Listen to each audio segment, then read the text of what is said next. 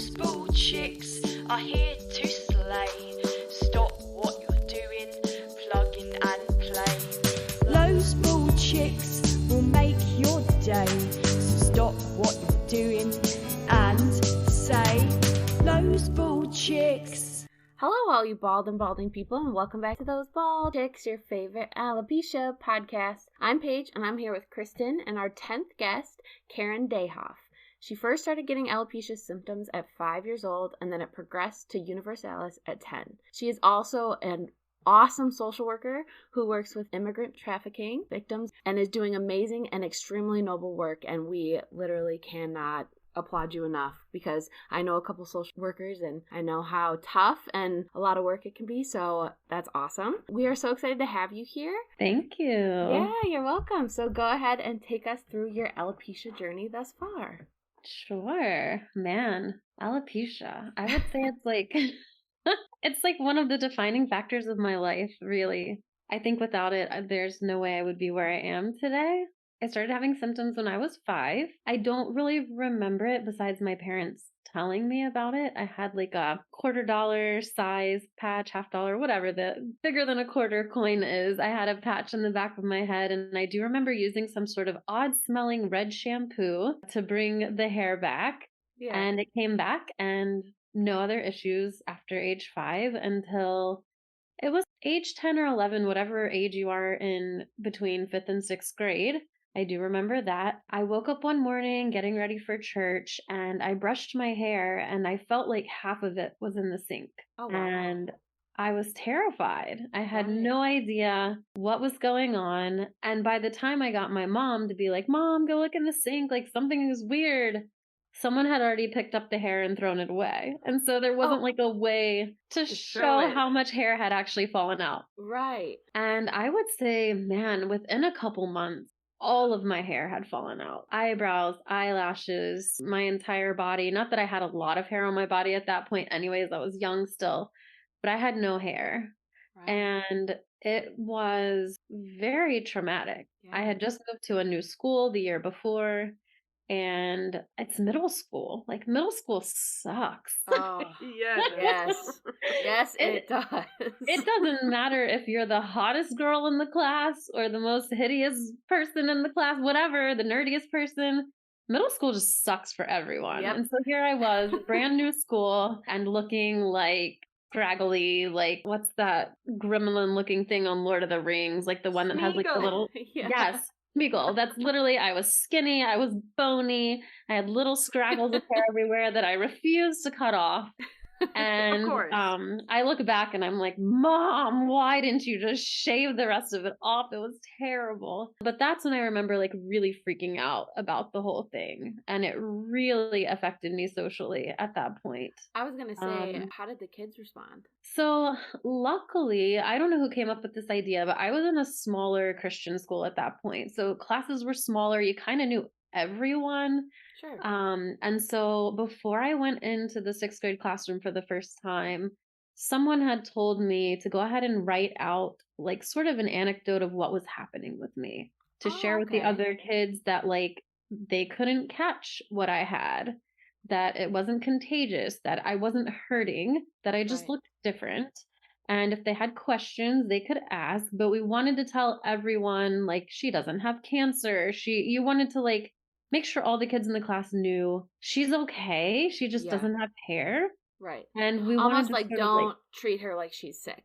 Like she's fine. I mean, I wasn't. And easier to tell the whole class than to have everyone asking questions repeatedly. Absolutely. And so that was actually probably one of the nicest things I remember, like, as far as that journey went of telling people.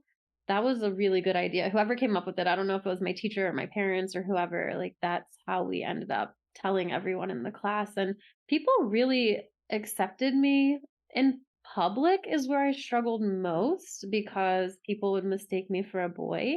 And I did not like that. I mean, granted, I look back at pictures and I was going to say, being young, I didn't even think about that. I guess being a little kid too, I mean, you haven't really developed yet. You're just a little kid, you know? So people mistaking you for that, I didn't even think about that because I didn't get it when I was a kid. So Okay. Yeah, it was tough. I mean, looking back, I'm wearing a Nike ball cap and like basketball clothes. So like the people weren't wrong. Yeah. Like a little boy.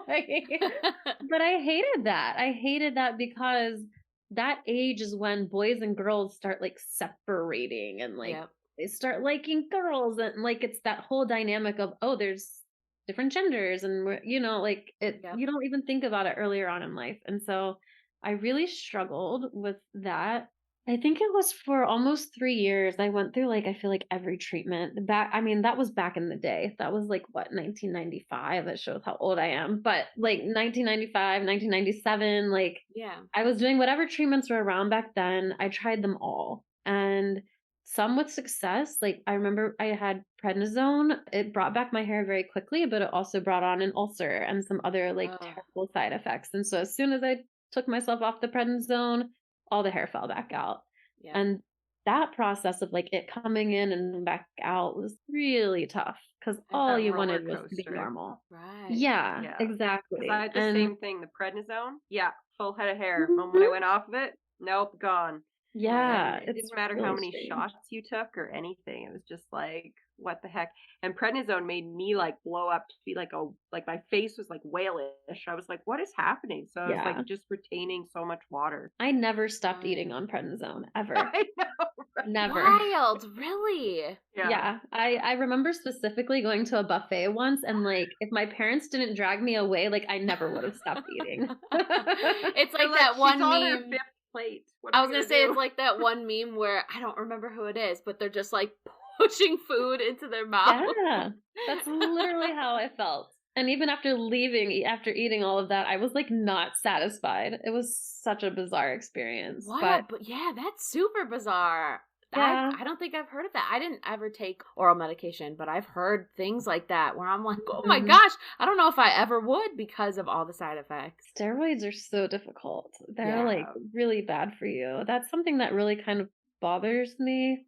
Well, I can get into that later, but it kind of bothers me how parents are like putting their kids on these medicines when they aren't necessarily understanding all the side effects. And maybe the kids don't even care as much that they don't have hair. It's the parents that care more than the kids. That really bothers me. Not that my parents were doing that to me. I really wanted hair, but I wished that maybe I would have been talked through a little more, that like having no hair was okay. And that it wasn't just like this, okay, let's try and get her hair. Right. I was going to say the same thing too, with you being so young and people out in public mistaking you for a boy. I feel like as a kid, you're like, whoa, so because I don't have hair, that my identity is completely different than what I am. So that in itself just made you think other things, that hair was part of being a girl. And I think that's so sad to me because growing up, you probably kept thinking that, like, oh my gosh, I need hair to be a girl and everybody's mistaking me to be a boy. That's just so heartbreaking to me. So I feel like a lot of parents should absolutely do research. I mean, me being an adult, I didn't even research what I was doing, like what I was getting. The shots in my head, never even looked it up. I was just like, because you trust the people that are like that have taken the dermatology degrees to give you the right answers, not just push medication on you. Which is the same as our, like doctors. They're just like, let's just treat the symptoms. And it's like, no. Let's get to the root cause and actually figure this out. But right. Yeah. That's a whole other issue. I know. That's a whole nother topic. I know, right? We're not getting into it. Yeah, I totally agree. Oh, it's so tough. But yeah, I did all the treatments. I did the cortisone injections. I don't know what it's called now, but it was Puva is what it was called. You like painted this medicine on your head and then you went into this like standing up tanning bed and you were in the tanning bed for like 17 seconds and whatever they had put on your head like reacted with the ultraviolet light, and that actually worked for me. Really interesting. I think that's the first time we've heard of this, Paige. Heard of like the caps with the UV lights and everything? Cap. Yeah. But maybe it's progressed to the UV cap. This was back in the day, remember? Yeah, right.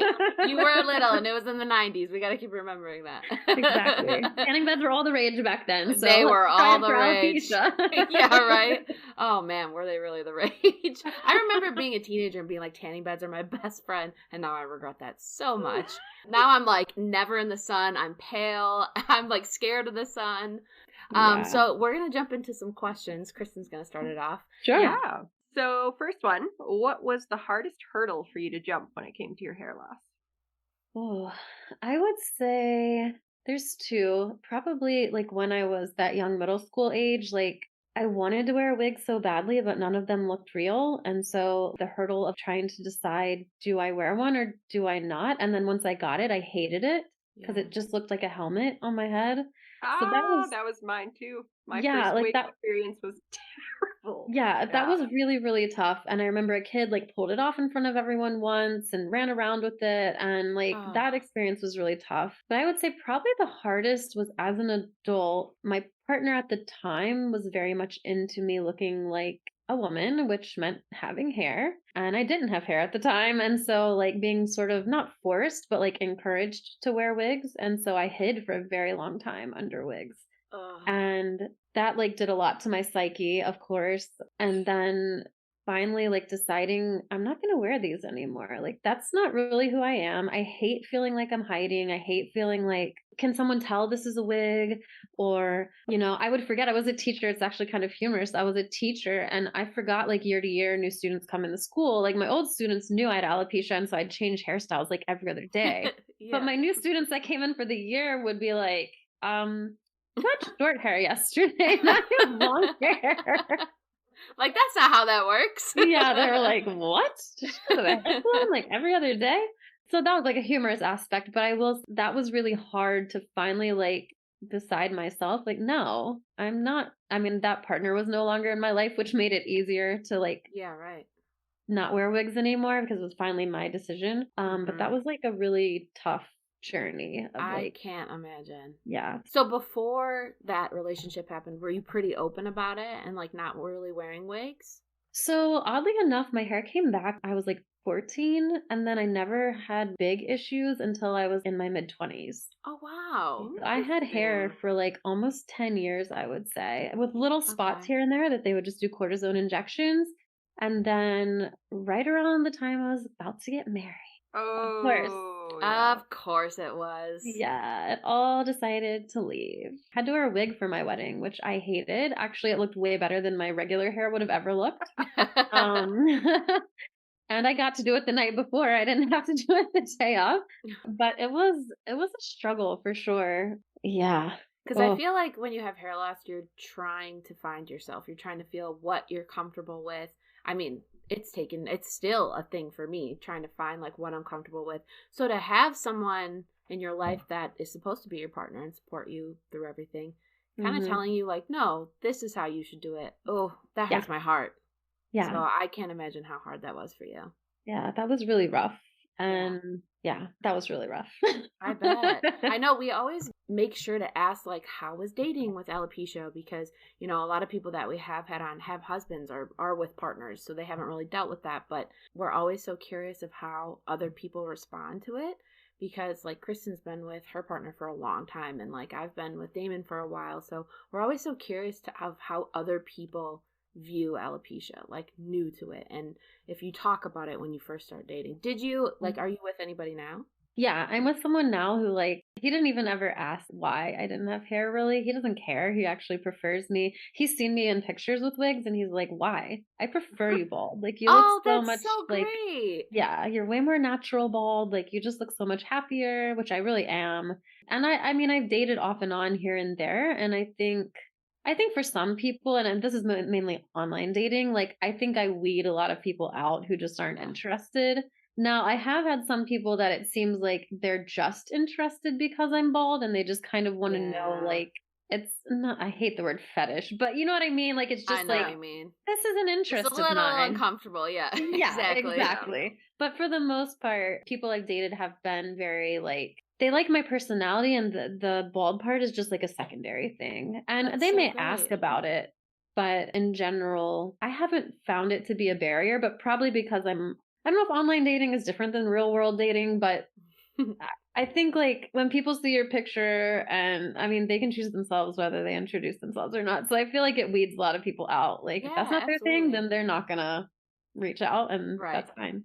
Absolutely. Yeah. I know we're always so curious about that too, because it is different in the real world and online. I mean, like you could be in wigs in all of your pictures, you know, and like that person could not know. So there probably are alopecians out there that don't want to say it yet and just want to like feel how the person is. Because I feel like that's true. It took me a while to tell Damon. I wanted to see what kind of person he was. You know what I mean? I think that would be much more difficult. Yeah. Oh God, yes. Because I was hiding it. Wigs and then having to, hiding it, I think would be so much more difficult. Yeah, I can't imagine doing it that way, honestly. I know, that's why I'm so impressed with people that have alopecia that are like, hey, I have it and I'm rocking my bald, because I'm like, that's so much more simple than hiding it. And from people, and like, even in the real world, if I wear wigs, I'm almost weirdly like, should I tell people I have alopecia? Because I'm thinking like, what if they know? Or what if they know it's a wig? You know what I mean? So I'm always like on the verge of just like yelling it at someone. Yeah. Do you get people complimenting your wigs? I used to get all the time. Yeah. Like, your hair is so beautiful. I'm like, yes, because it's a wig. Yeah. I would just be like, well, it's a wig. Yep. So it is not my hair. Like, where do you get your hair done? Exactly. Wigs actually have way more volume than my real hair did. So yeah, absolutely. I know. I always say that. It's so funny too when my husband hears people say that. He's like, you want to scream at them, be like, it's a wig, here, you want it? And I'm like, no, exactly. I don't want to do that. I can send you the link. yeah, right. Let me DM you right now the link. But all right, go ahead, Kristen. I know we got a million more questions. I know, right? In what ways do you advocate and or spread awareness about alopecia? I think just being bald and being out there. I'm super vocal on social media. Not necessarily about alopecia, but I'm just like out there. Like, I just am a person who likes to encourage others. I used to use alopecia a lot more when I first stopped wearing wigs. Since then, like, well, I'm sure we'll get into more like my job and all of that. I more advocate towards those things versus alopecia. I don't feel like alopecia defines me as much as what it did a few years ago. Yeah. In fact, I forget all the time I have it. Like, until a little kid stares at me for way too long, like, then I'm like, oh yeah, I don't have hair. Like, it finally like registers, like, why is that kid staring at me? Yeah, right. But I will say, once I went to like a cookout for Children's Alopecia Project, and I spoke at a little cookout for people in the area. So I have done some advocacy work, like, back in the day.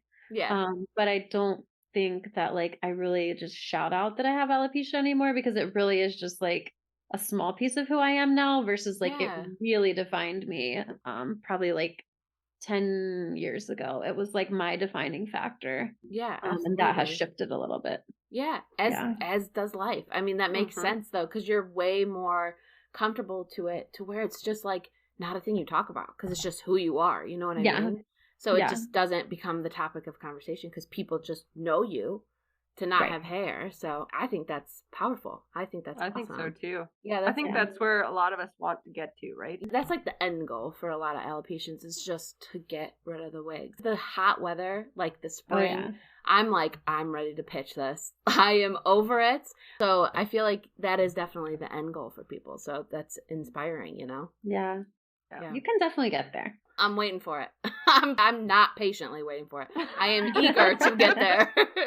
Chomping at the bit. Little by little. Right. Do you have any moments throughout your hair loss journey that make you laugh, like knowing that things are easier now, or any embarrassing moments? Oh, yes.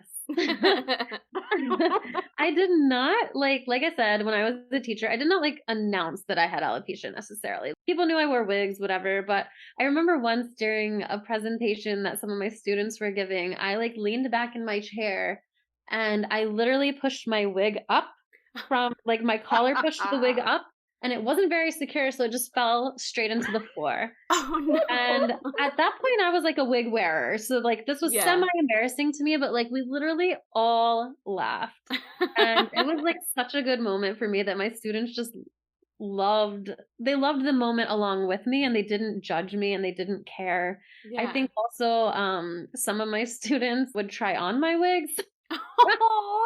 Male students in particular, who thought it was hilarious. Cute. Just some moments where like I felt very accepted by the very people that, I mean, students judge their teachers hardcore, especially high school students. So the fact that they were not being super judgy and were accepting, like, that helped me a lot. That helped encourage me.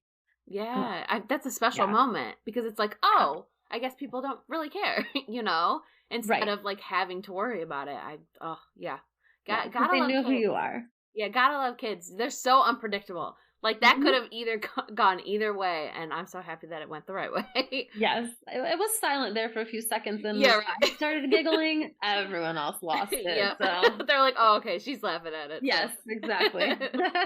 That's too cute. So talking about, your professional life too, have you faced any challenges in your professional or even your personal life when it comes to hair loss? Either back then or currently? Yeah, so I don't know. Sometimes I do wonder if interviews, possibly I don't get jobs because of not having hair. I do know when I interviewed for a different job with a school, they did ask me, like, what are you going to say to the kids when they ask why you don't have hair? Because I wasn't wearing wigs at that time. And I was dealing with a high turnover of kids in that school. It wasn't like a normal, like, they're in the school for a year, they were in and out, in and out. And they were like, so what are you going to tell kids? Because they're going to ask questions. So that was an interesting, I thought, almost insulting question to ask in the interview. Like, yeah, right. Why does it matter? Right. Like, why are you bringing this up during my interview? Yeah, I thought that was a little bit odd. And if it would have kept me from getting the job, like, that would not have gone over well with me, which is why I felt like, why are you even asking the question in the first place? If it doesn't mean I'm not going to get the job or I am going to get the job, then why is it relevant? Why is it relevant? So that was weird. But personally, like, not recently, it hasn't been a challenge. I mean, I guess the biggest challenge was like being with my partner. I felt like I was hiding who my true identity was. Sure. Now I think it's more of an asset than anything negative or anything that brings me a challenge. I mean, the greatest challenge is that it's cold in the winter and I have to wear beanies. I don't know. Finding a warm enough beanie. Yeah, right. It's off at night and then you're like, where's my toque? It's cold. You wear it at night too? Oh my goodness. I'm like freezing. Wow. I'm in Canada. It's -40 up here sometimes. You have to get the heat locker kind. Heat lockers. Get them. Those are really good. They are so warm. That's the only one I'll wear. Heat lockers. Heat lockers. Yes. Heat lockers. Come sponsor us. Come on in and swoop in and give us some free beanies. Exactly. So with knowing and meeting so many kids, have you met any kids with alopecia? Ooh, great question. I have met people with alopecia. I worked in Starbucks before and I met a client. I mean, not a client. I'm used to working with clients. I met a customer. That's the right word for Starbucks people. I met a customer who had alopecia. I have through the years met a lot of people with alopecia actually. Oh, really? Yeah, and people will reach out to me through Facebook or whatever, and if their child is going through alopecia or someone they know is going, they'll put me in touch with them because they know I'm very open about it, so they know it's not going to offend me to talk to someone else who's going through the same thing. Yeah. So that goes back to her advocacy about alopecia. Yep, that's absolutely an answer. Yep, let's add that to the list because that is definitely advocacy. Yes, I totally forgot I do that. My life is advocacy, so yeah. Just the walking billboard for alopecia. Yeah, pretty much. Without saying I have alopecia. Right, exactly. Yeah. That's so great. I think that's awesome, though, because I feel like the more people that know other people with alopecia, then it just helps parents. It helps other people. You're a person to reach out to. So I think that's awesome. I'm always so curious about people that meet so many people, like teachers and social workers and stuff like that. Like, have you met alopecians? Because you see more people than the normal person does, I actually have, oddly enough, I have a second cousin a first cousin who has it, and 2 of her children out of 9 have it. Whoa. So there has to be some sort of genetics in there somewhere. Absolutely. Yeah. I'm actually curious. I've never looked into if anybody in my family, like in the past, has had alopecia. I know nobody does now, but like I'm curious to know if that's in my DNA or genes or something like that, I don't know. I don't know how it works, but I'm like, this is not coincidence that there's 4 of us, my dad's side of the family, that have it. Yeah, right. Very that's wild. That's really interesting. All right, we have a couple more questions. One of our favorite ones, too, is why do you think hair loss is underrepresented? Can you expound a bit? What do you mean by underrepresented? So mainly we've seen, obviously most alopecians have seen that when it comes to bald people, women, men, a lot of people think we have cancer. They don't really think of alopecia. They don't know of alopecia. I mean, the biggest thing that happened recently was the Jada Oscar incident. So a lot of people knew about it. So like underrepresented in the way of like kind of looked at as negative Or if there is a bald role in a movie or something, it's always negative, or the person is sick, or there's never like an empowering person that has no hair. Yeah, that's very true. I think even further, you see it, maybe not as much now. I remember growing up, though, it was super underrepresented in insurance coverage, like coverage for treatments and coverage for wigs, because it's just alopecia. Yep, that's a big thing. I feel like that's still a struggle now. Okay, I was like, I haven't sought treatment in a really long time, so I don't know. But yeah, I mean, I do. That annoys me. Like, that's why I love G.I. Jane and people like that. Like, I love when people refer to me as G.I. Jane. Like, thank you. She's a badass woman. Yeah, she's a badass. Yeah, absolutely. Yeah, like, I definitely want to be portrayed like her. If that's how you think of me, that's awesome. But I think it's hard. I think it's hard too, because the symptomology, or whatever that word is, the symptoms of like chemo make you bald. And so it's hard for people to differentiate, and cancer is so prevalent. And people who don't know about alopecia just won't be able to differentiate it. Yep. And I don't think it's ever meant to be negative towards us. And I think when people think we have cancer, first of all, it has gotten me some great benefits. Like, I have gotten free drinks, I have gotten meals paid for. Like, if people want to think whatever they think I have and they want to pay for my meal, thank you. Like, if you don't have the balls to come ask me a question about why I don't have hair, please spend your money on me. That is perfectly fine. That is your ignorance. Send free drinks my way. Yeah, exactly. That's awesome. That's actually a really interesting take too, because I never really thought that. I mean, I'm pretty sure 99.9% of people know of cancer. Right. So one of the main side effects of cancer is losing your hair. So I never really thought of it in that way, because I kind of have just always thought about it as an alopecian, you know? I would be interested if I could go back in time to see how I was before I got alopecia, like what I thought in regards to like hair loss and stuff like that. Because I'm sure I did not pay attention, had no idea what alopecia was, nor would I have ever looked it up. Yeah, like for me, as an alopecian, I see people without hair and I'm like, oh yeah, that's alopecia. Yeah, right. Or, oh yeah, they probably are going through chemo. Like, it's easier. Still not, I'm sure I wouldn't get 100% score if I had to, pick it out in a line or whatever. But I think because we're aware of what alopecia is, that helps us to 100%. Be more open to it being just alopecia or whatever. Absolutely. But I don't take offense. Like, if someone thinks I have cancer, I will kindly explain to them that that's not what it is. And it gives me an opportunity to tell them it's alopecia, and that spreads awareness. And so that's great. Right. It's just an opportunity to spread awareness. Absolutely. Yeah. And the more 100%. Of my friends that know I have it, the more of them that come to me and are like, I saw this person and they have alopecia too. Yeah, right. And they get all excited, because then they're like, I know 2 people now that have it. And I'm like, yeah. They're just collecting alopecians that they know. Yeah. We are some people, of the best people. Exactly. Exactly. Toot our own horns. That's right. Yeah. I know you talked earlier about your job and kind of wanting to give us some info on that. So I'd love to hear about your job. Yeah, sure. So I work as an advocate for trafficking survivors. They're all foreign born. They have either been labor trafficked or sex trafficked, and I help get them settled once they're here in the United States. So, yeah, it's a tough job. I do speak Spanish, and so I mainly work with Spanish-speaking young adults and minors, and I just help them with life. I can be a therapist, but I don't do therapy work right now. But I just help them getting registered for school. I try and just be their soft place to land. I will help them if they need food and clothing and just support and whatever it is that they need. I have a lot of teenage moms that I work with, which I love. All the little babies. But yeah, I love the work, and I love being able to help people. And I think it's also cool to be an alopecian helping those people. Like, probably your empathy comes out. Yeah. I mean, I have a lot of empathy anyways, which I think is why I'm in the work that I'm in. But I think having alopecia does help with empathy as well. But yeah, that's what I do. My mom was a teacher, and I know she worked with social workers at her job too. We talk about it all the time, how it takes a special person to be a social worker, because it's just such tough work, or it can be tough work. Oh, yes.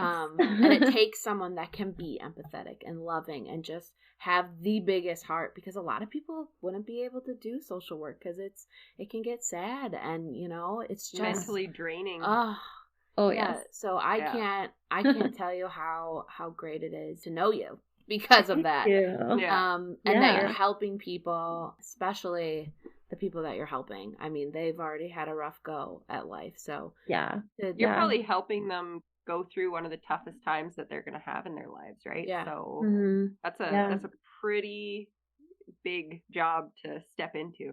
Yep. Yeah, and that's why, like, my bigger dream in the grand scheme of all of it is I have this YouTube channel I've started, but I want to create a community, an online community where people can help each other. And the YouTube channel is part of that, but I'm realizing how many people I know that don't have a social worker, that need a social worker, but there's not like this caveat that they fit in to where they can get into an organization like the one I work for. Sure. And so it's like, okay, well, if my YouTube channel can help someone find X, Y, and Z, I can sort of be a social worker to the masses.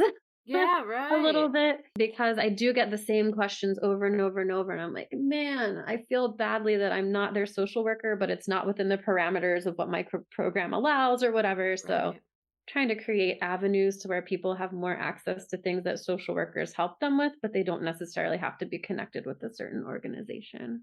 Incredible. Incredible work. Yeah.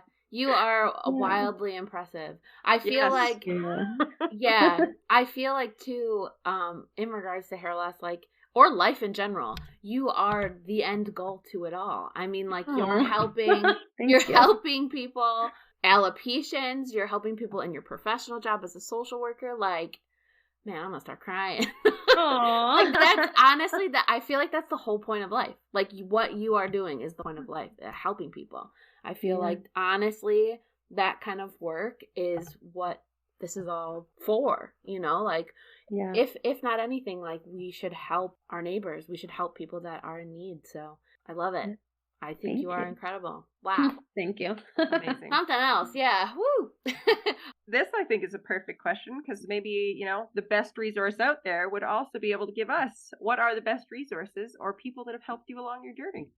So with alopecia, friends, definitely friends and family. I have a few close friends that have been with me from the beginning, from when I was that little 6th grade new girl in school.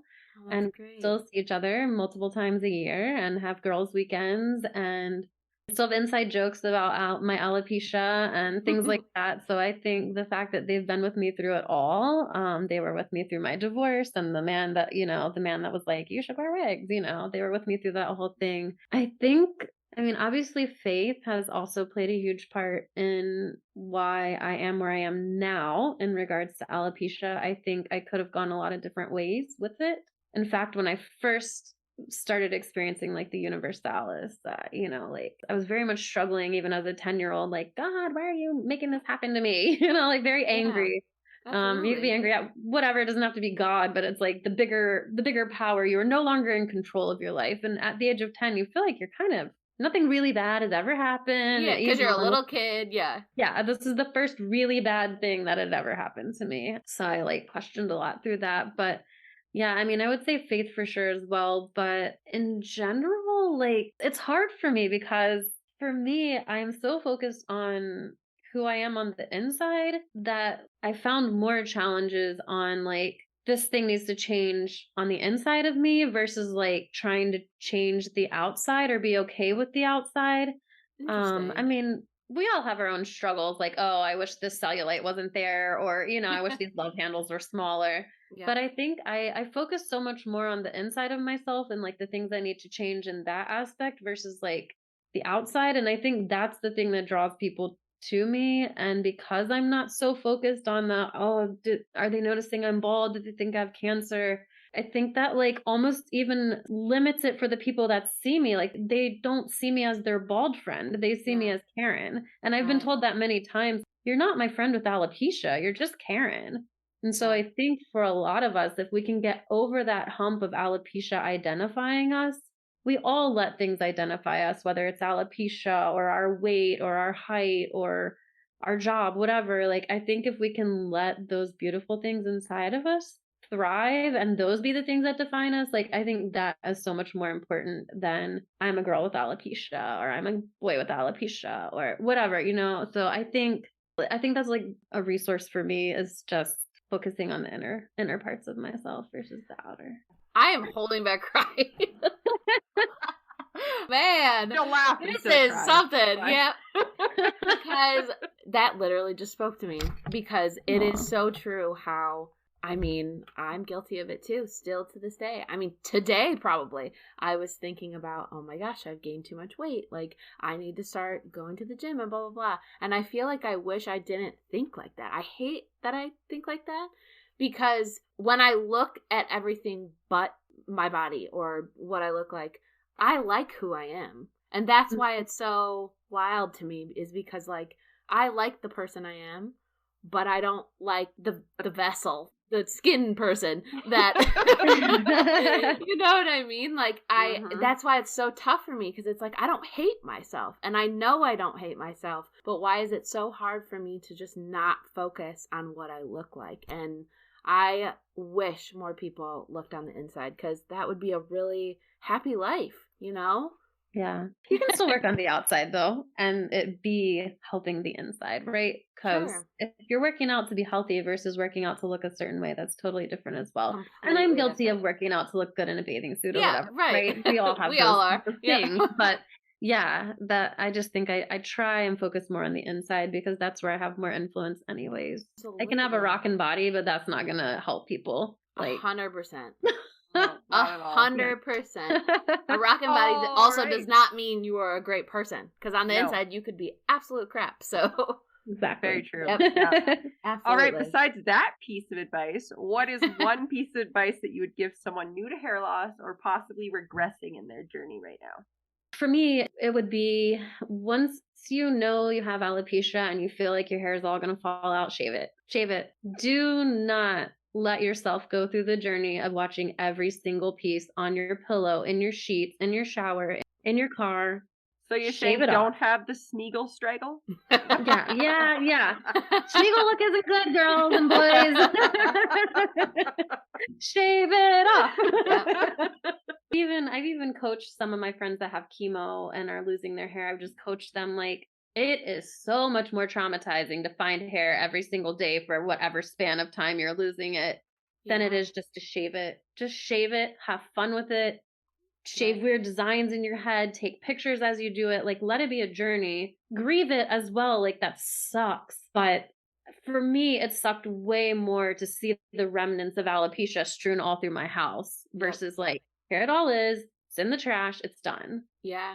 My trauma of hair loss comes from me keeping my hair, like holding on to my hair. That is where my trauma is, because it's like, I held on to the last strands. I really did. I was holding on to them, and I was like, it's going to be fine.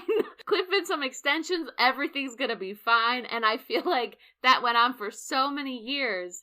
And the second I shaved it, it was like, why didn't I do this? The first strand of hair that fell out. Why didn't I shave my head? So I agree tenfold on that. Honestly, people listening to this that haven't shaved it, it could be a huge step where they're sitting there like, I can't do that. But it's so wild that when you do, instantly you feel better. Like in seconds, you're like, oh, why didn't I do that sooner? I feel so much better. I feel more beautiful because I'm not looking at straggly hairs. So, yep, I agree. And it's a form of acceptance, right? It's a form of acceptance of, this is happening to me. Yep. I'm not going to fight it anymore. I'm going to accept that it's happening. It sucks, but it's one more step closer to like, all right, this is my lot right now. This is what I've been given. I'm going to go with it. Yep. Yeah. It's just one step closer to the end goal. Which I'm going to start saying one step closer to the end goal being Caryn. Because she is the end goal for all of us. Oh, goodness. No. Another podcast on all my flaws. Next episode. Yeah, I'll bring my boyfriend to that one. He can help. Yeah, right. Thank you so much for being on here. We do a little chick bit at the end, and I kind of went gross with this one. But anyway, whatever. Dead skin cells are the main ingredient in household dust. According to researchers, Humans shed around 200 million skin cells each hour. Ooh. Ew. Yeah, that's disgusting. That's pretty gross too. Dogs too. So it's probably a match between skin cells and fur. Yeah. Yeah. And dog skin cells too. Yep. Probably because they got the dandruff. Yeah. Ooh, gross. Disgusting. Oh, sorry guys. Go get those air purifiers. Yes. Thank you so much. We loved having you here. You. And you honestly said incredible stuff. Like, honestly, helped me through some of the stuff that I've been working through. So thank you so much. Good. Yeah. Yes, thank you. Anyone can always reach out to me. You can put my contact information in the description, whatever. Will. Like, I'm always an open book for whoever needs help. No. Absolutely. Yeah, That's we will perfect. put all your stuff in the description because you have been awesome. And I know people are going to want to reach out, especially because I know another alopecian that is a social worker. So she'll probably reach out to you too. Oh, yeah. cool. Yeah. Fun. Mm-hmm. Very cool. So yeah, awesome. Thank you so much. Yeah, thank you all. This was great. Okay. You guys want to get a hold of us? You can email us at thosebaldchicks@gmail.com or send us a message on Instagram or Facebook. All of the links to everything you need will be in our direct me, which you'll be able to find in this episode description. Until next time, guys, Bald Pack out.